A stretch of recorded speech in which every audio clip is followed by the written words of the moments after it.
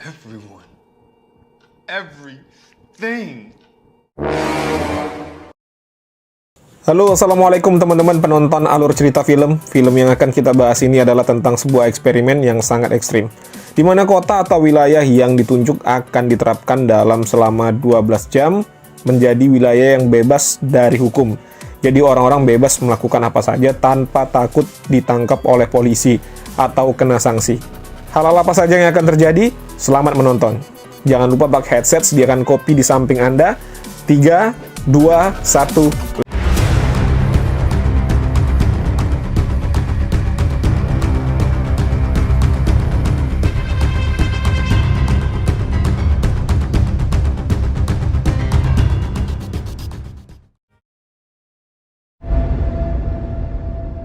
Scene pun dimulai diceritakan bahwa Amerika sedang mengalami krisis ekonomi, bahkan lebih buruk dari tahun 2008, yang menyebabkan masyarakat turun ke jalan untuk menyampaikan aspirasi mereka dan mengharapkan ada perubahan dari sektor ekonomi.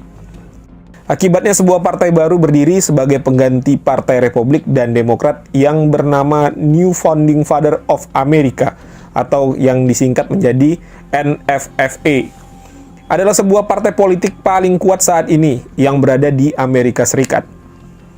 Presiden Amerika pun terpilih dari partai ini yang bernama Reagan, berjanji akan membangkitkan kembali ekonomi di negara Amerika. Partai NNFA yang sedang berkuasa saat ini sedang mempersiapkan eksperimen ekstrim yang bernama Purge ya, apalah pokoknya itulah ya teman-teman ya. Cara bacanya gimana? Saya bahasa Inggrisnya agak-agak mepet. Yang akan dilakukan di Staten Island selama 12 jam. Staten Island atau Pulau Staten ini adalah wilayah tertinggal di negara bagian Amerika Serikat yang mayoritas didominasi oleh orang-orang berkulit hitam. Eksperimen ekstrim ini adalah mengizinkan seluruh warga Staten Island untuk melepaskan semua rasa amarahnya dengan berbagai macam cara, termasuk mencuri, membunuh sekalipun dalam 12 jam saat eksperimen sedang berlangsung, tanpa ada sanksi hukum yang diberikan. Sebagian warga Staten Island menolak wilayah mereka untuk dijadikan dalam eksperimen ini.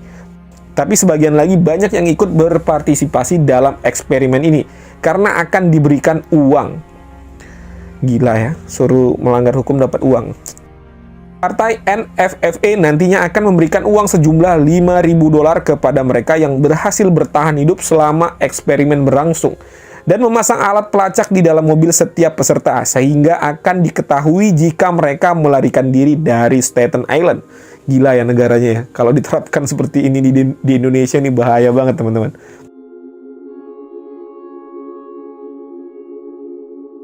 Juga memberikan uang lebih besar dari $5.000, tidak disebutkan berapa ya, berpartisipasi melepaskan amarahnya dengan cara melakukan tindakan-tindakan kriminal dengan bebas, tanpa ada sanksi hukum berlaku. Tapi harus memasang kamera dan lensa kontak sehingga aktivitas mereka dapat terekam dan terpantau.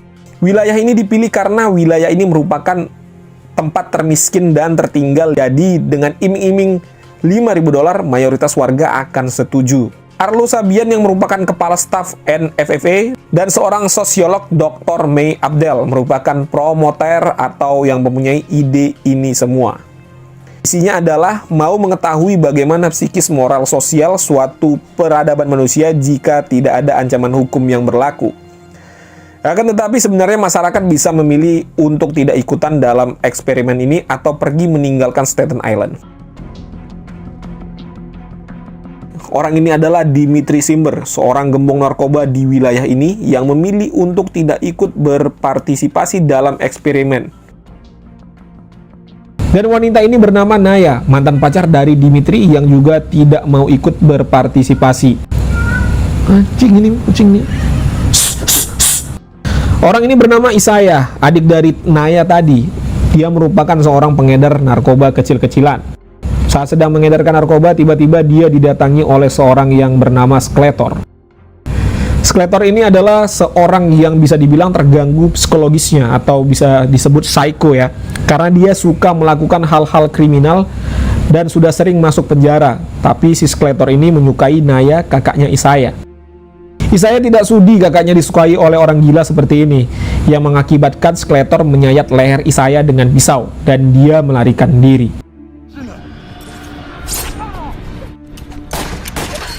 Saat tiba di apartemennya, Isaiah sangat kesal dan marah kepada Skeletor tadi. Lalu Naya melihat adiknya yang lehernya terkena sayatan ini. Setelah melihat leher adiknya tersayat, si Naya ini langsung mendatangi Dimitri, mantan pacarnya si gembong narkoba. Dia sangat marah kepada Dimitri karena gara-gara narkoba miliknya sehingga adiknya menjadi pengedar dan mengakibatkan lehernya terkena sayatan. Dimitri pun meminta maaf kepada Naya dan berjanji akan mencari si Skeletor.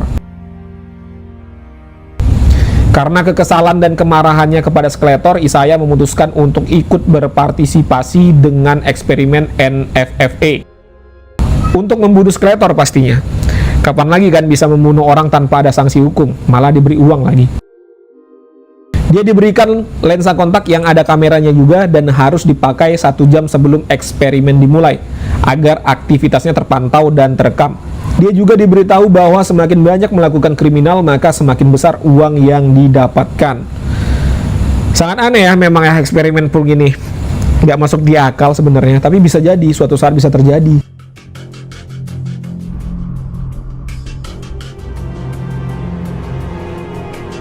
Lanjut. Naya dan sebagian warga Staten Island banyak yang mengungsi ke gereja, sementara Isaiah mengatakan kepada kakaknya bahwa dia pergi meninggalkan Pulau Staten dan pergi ke Brooklyn, tempat paman mereka. Isaiah sengaja berbohong kepada kakaknya karena dia mau membalaskan dendam kepada Skeletor. Isaiah lalu memasang lensa kontak yang berbentuk kamera yang diberikan NFFA.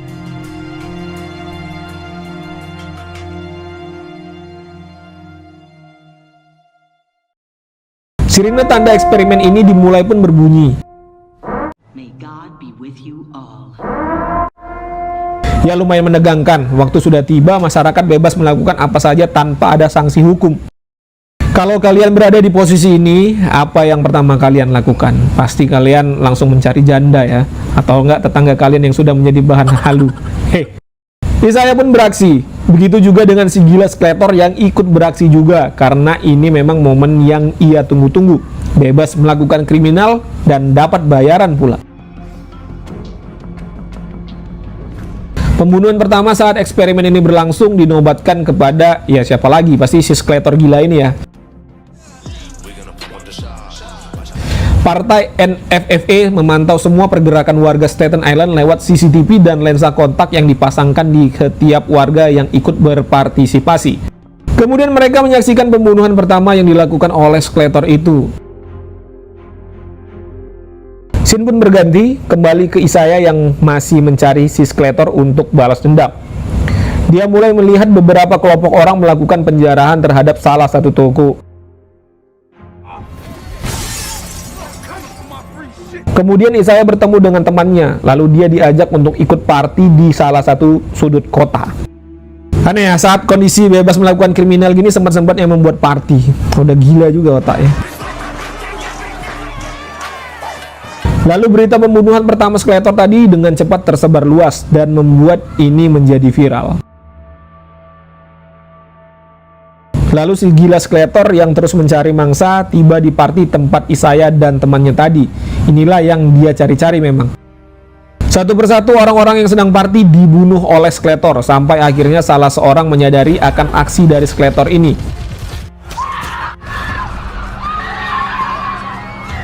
Yang membuat party itu menjadi bubar. Kemudian tiba-tiba Isaiah muncul dari belakang Skeletor dengan menodongkan senjata. Apa yang akan terjadi?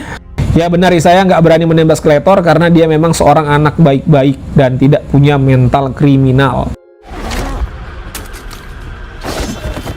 Dia malah kabur dari Skeletor. Dia juga menjadi pengedar narkoba receh karena ingin cepat jadi kaya saja, bukan karena ada niat lain. Ya jahat juga namanya itu. Di sisi lain, NFFA juga memantau aksi gila Skeletor.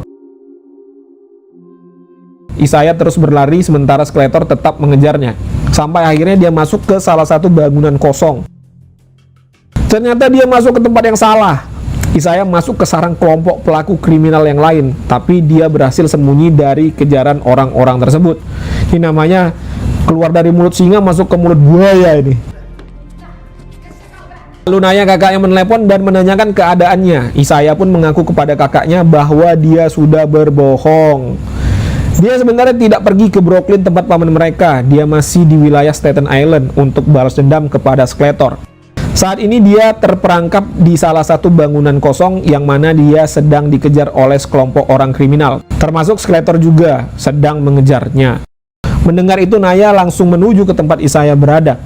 Sebenarnya ini sangat berbahaya untuk Naya yang seorang wanita. Benar saja hampir si Naya tertangkap oleh salah satu penjahat, tapi dia berhasil selamat lewat semprotan Baygon.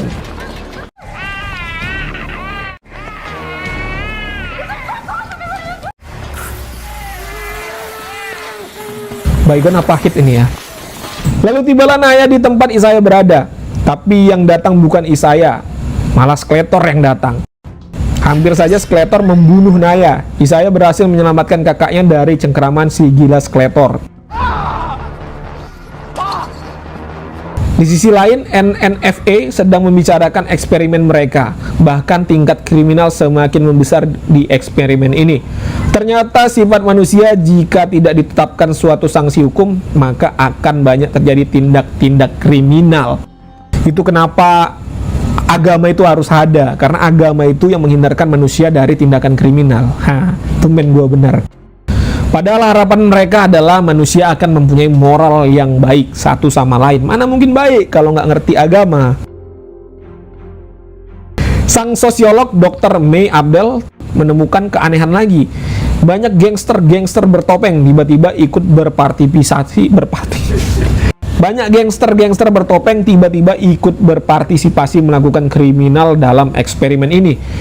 Dan mereka pada umumnya orang berkulit putih, bukan orang-orang berkulit hitam yang merupakan mayoritas warga dari daerah Staten Island. Di sisi lain, Dimitri, sang gembong narkoba yang tidak mau terlibat dalam eksperimen gila ini, sedang berpatroli melihat keadaan sekitar. Tiba-tiba mobil mereka ditabrak.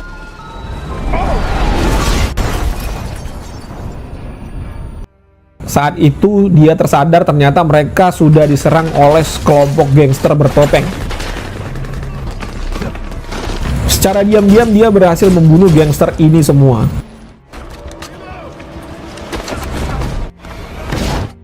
Kayak John Wick juga nih, keren. Dia menelepon teman-temannya yang lain untuk meminta bantuan. Isaiah dan kakaknya yang berhasil kabur dari Skeletor tadi menuju gereja tempat persembunyian mayoritas penduduk Staten Island. Tapi mereka terkejut, orang-orang satu gereja sudah dibantai semua oleh sekelompok gangster. Dan lagi-lagi mereka adalah orang-orang berkulit putih tadi. Selesai membantai, gangster ini pun pergi mencari mangsa lain. Jadi siapa sebenarnya gangster ini ya? Mereka pun menuju ke gereja itu. Lalu mereka menemukan teman mereka, seorang ibu dan anak perempuan yang berhasil selamat dari gangster tadi. Dr. May Abdel yang semakin curiga dengan kehadiran gangster berkulit putih ini lalu memantau lewat CCTV asal mereka datang. Dan terlihatlah mereka keluar dari sebuah gudang yang mana semua itu kelihatan seperti sesuatu yang sudah dipersiapkan. Ternyata benar, para gangster ini bukan penduduk asli lokal wilayah ini, melainkan merupakan orang-orang militer yang menyamar menggunakan topeng menjadi gangster. Kemudian membantai semua warga Staten Island. Ternyata ini semua yang direncanakan oleh Direktur NFFA, Arlo Sabian, tanpa sepengetahuan dari Dr. May Abdel. Dia memanfaatkan momen eksperimen ini untuk membantai warga di mana tidak ada hukum. Alasannya melakukan pembantaian di Staten Island ini adalah karena terlalu banyak kriminal di wilayah ini. Dan warganya juga tidak setuju jika mereka dikenakan kenaikan tarif pajak. Dr. May Abdel sangat tidak setuju dengan rencana Arlo Sabian, si direktur. Karena memang misi awal eksperimen ini adalah untuk mengetahui moral sosial manusia. Dia juga menyadari jika NFFA hanya ingin memberantas orang miskin untuk menghemat biaya program sosial mereka. Karena kedok si direktur NFFA ini sudah diketahui oleh rekannya sendiri, maka Dr. May Abdel pun dibunuh oleh Arlo Sabian.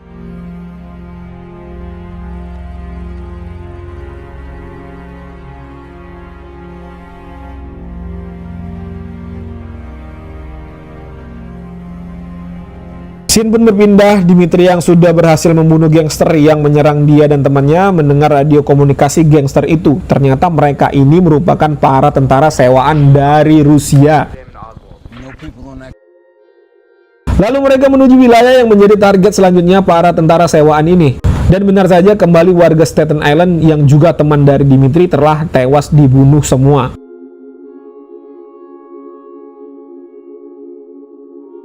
Dan di sini kita melihat aksi-aksi brutal mereka dalam membantai warga Staten Island.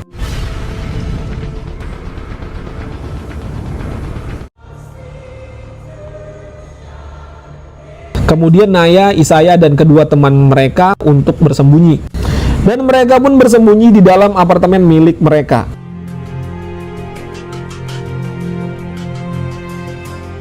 Di sisi lain, Dimitri dan anak buahnya siap untuk berperang habis-habisan dengan para tentara sewaan ini. Jadi di sini diperlihatkan walaupun Dimitri ini seorang gembong narkoba, tapi dia akan membela kawasan dan daerahnya sampai titik darah penghabisan. Apalagi daerahnya sedang diserang oleh para tentara bayaran.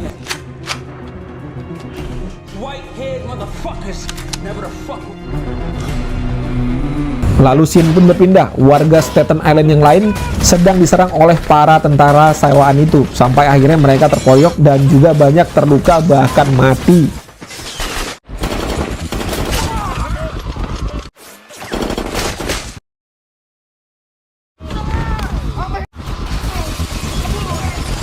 Tapi tiba-tiba di tengah kelompok tentara itu dilemparkan bom asap dan satu persatu mereka dihabisin.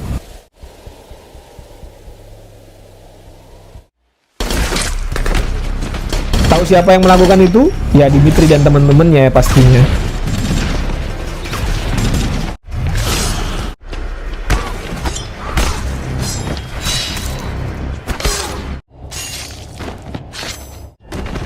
Hingga akhirnya warga yang terpojok tadi berhasil diselamatkan. Dan mereka memberikan senjata kepada warga itu untuk berjaga-jaga. Kemudian Dimitri dan kawan-kawannya melanjutkan perburuan mereka, membasmi para tentara sewaan itu. Di perjalanan mereka melihat kendaraan tentara menuju apartemen Naya dan mantan pacarnya. Tapi posisi mereka dipantau oleh drone milik NFFA tanpa mereka sadari. Lalu tiba-tiba drone itu menembaki mereka.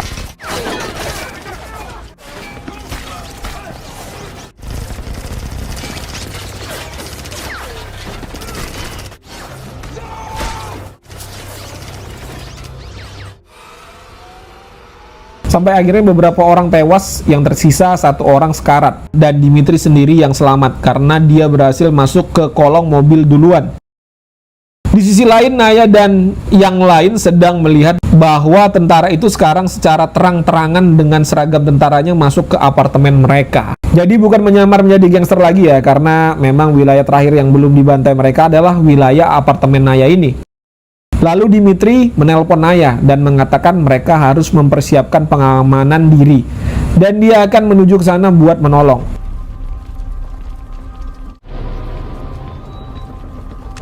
Saat sampai di sana, Dimitri melihat satu persatu warga apartemen ini sudah mati dibunuh oleh para tentara. Kemudian Dimitri ketemu dengan dua tentara dan dia berhasil mengalahkan keduanya.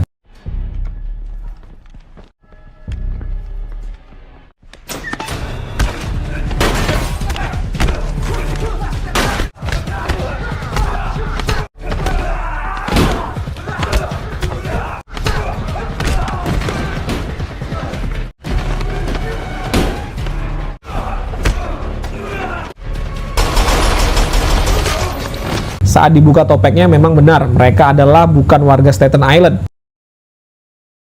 Lalu Dimitri mematikan lampu di seluruh apartemen, jadi yang menyala tinggal lampu emergency saja.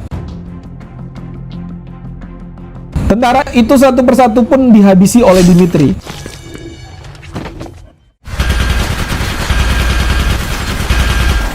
Kemudian Naya dan adiknya akhirnya kedatangan para tentara ini, tapi mereka berhasil bekerja sama untuk membunuh kedua tentara.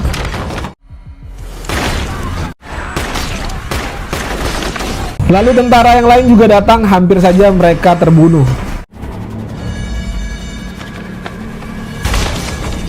Tapi tiba-tiba tentara ini ditembak di bagian kepala.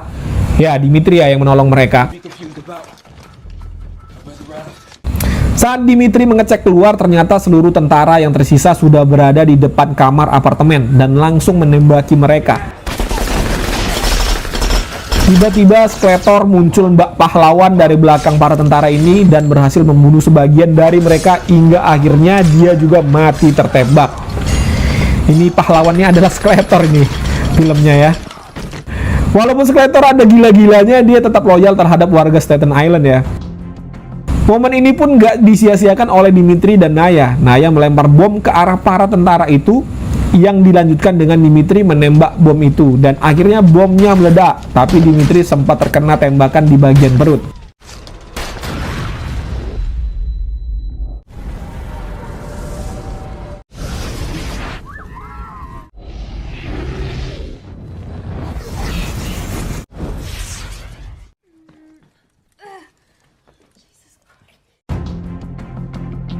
Dan akhirnya para tentara ini semua berhasil dibunuh akibat ledakan itu. Sirine pun berbunyi yang menandakan eksperimen Purge ini berakhir.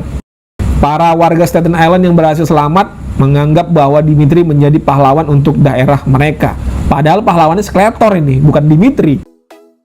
Si direktur NFFA Arlon Sabian mengatakan akan mengembangkan eksperimen ini untuk skala nasional Amerika. Akhirnya cerita pun tamat. Menurut saya film ini sangat menegangkan sih, karena memang seperti real gitu ya. Untuk scene-scene-nya itu dibuat seperti nyata. Suatu wilayah diadakan eksperimen begini, semoga jangan sampai terjadi di kota-kota Indonesia ya. Terima kasih buat teman-teman yang sudah menonton. Sampai jumpa di alur cerita film selanjutnya. Dadah!